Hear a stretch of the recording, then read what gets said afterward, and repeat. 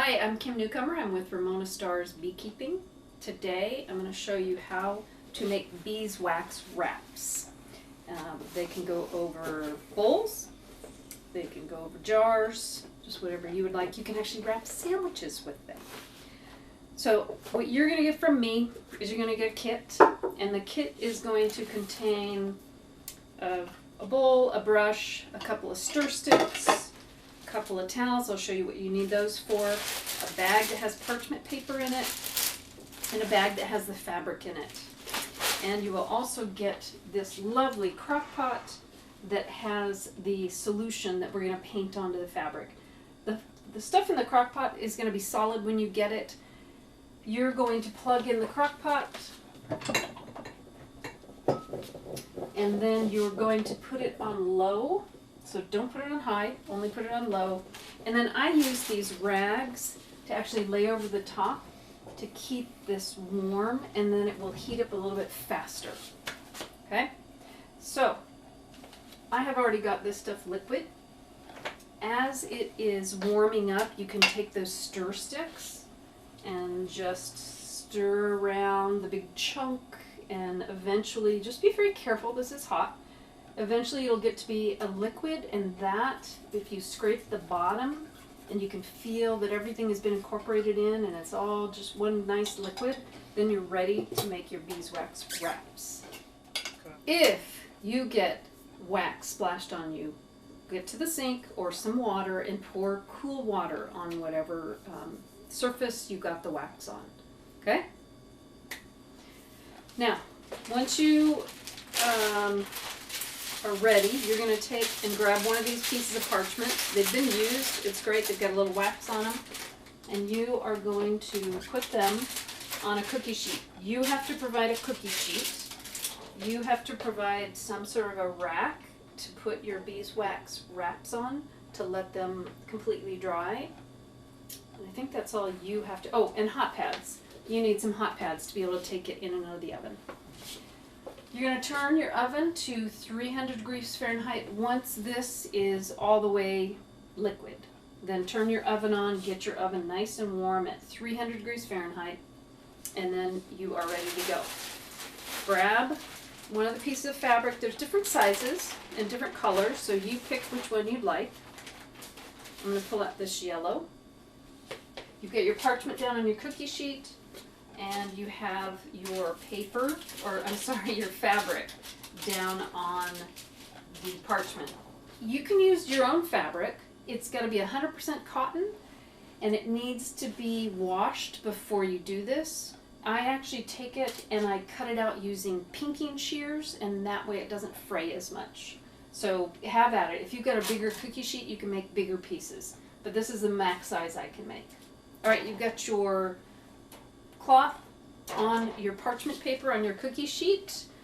Your liquid is all ready to go, and then you're going to take this paintbrush that I have put in the kit. I'm going to put this over here so I can put my paintbrush in. And the paintbrush is going to be pretty stiff. You can kind of run it around this fluid for a little bit and it will soften up. Just the tip of it will soften up a little bit and you can feel it moving.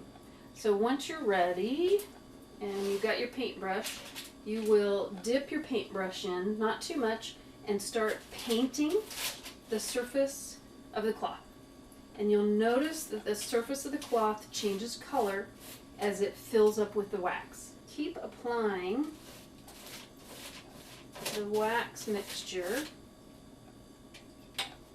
onto the cloth. It doesn't have to be perfect. It's better to have less than more. And you'll see when the fabric looks like it has enough in, because it will all look pretty dark or pretty wet. And it doesn't have to be perfect again. You'll probably have more than you need and it will flow. Okay, looks like I've got enough on there. I'm going to put my paintbrush down in the bowl, and then I'm going to use hot pads to open the oven and very carefully put this, parents, this is a job for you, put the cookie sheet in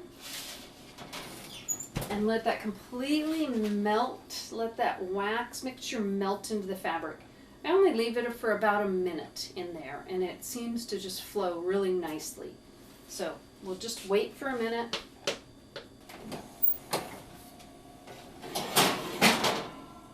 It looks nice and liquidy. So I'm going to take that out. You'll notice it. It'll look real shiny and liquidy. I'm going to set that up here. And then I'm going to use my paintbrush again. And I'm just going to paint across the surface and even it out. So that looks pretty even to me. Usually I've got way too much wax mixture on the fabric, so I will take another piece of fabric the same size and I'll lay it right on top of that other fabric, and I will brush the two together. The top one is probably not going to have enough wax in it to be finished, but it'll be a good start, and it will soak up any extra off the bottom one. So that top one is just a temporary one. I'm going to set that one aside. And then the bottom one, and it's usually cool enough you can actually pick this up with your hands. Parents, this is a good job for you. You can pull that bottom one off and lay it down on your drying rack. This one you can see it doesn't have enough wax on it, so this is the next one we do. And we just set that down on the parchment and do that whole process again. Just paint it, put it in the oven, bring it out. If it's your last piece of fabric, just use your brush to brush any excess off, get it off to the edges on the edge of the parchment, pull it off and put it on your drying rack.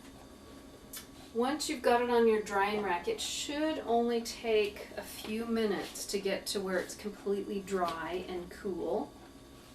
And that is your wax wrap. That's all that it takes. It's ready to go. You can fold it, give it as gifts, put it on a new bowl. So enjoy making your beeswax wraps.